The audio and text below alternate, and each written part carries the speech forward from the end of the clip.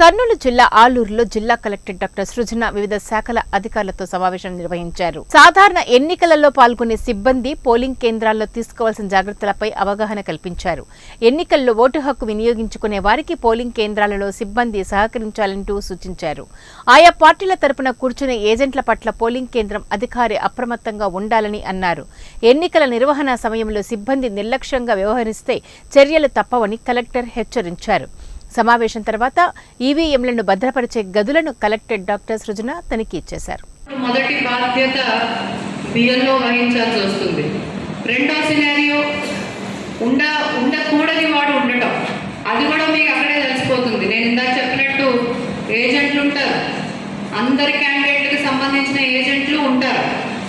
ఆ బూత్కు సంబంధించిన వాళ్ళు కాని వాళ్ళు ఎవరన్నా వస్తే మిగిలిన ఒక క్యాండిడేట్ అనుకూలించిన మిగిలిన క్యాండిడేట్ వాళ్ళకి సంబంధించిన వాళ్ళందరూ వ్యతిరేకిస్తారు. అప్పుడు కూడా అది నిజమా కాదా అని నిర్ధారణ చేసే బాధ్యత బిఎల్ఓ మీద ఉంటుంది.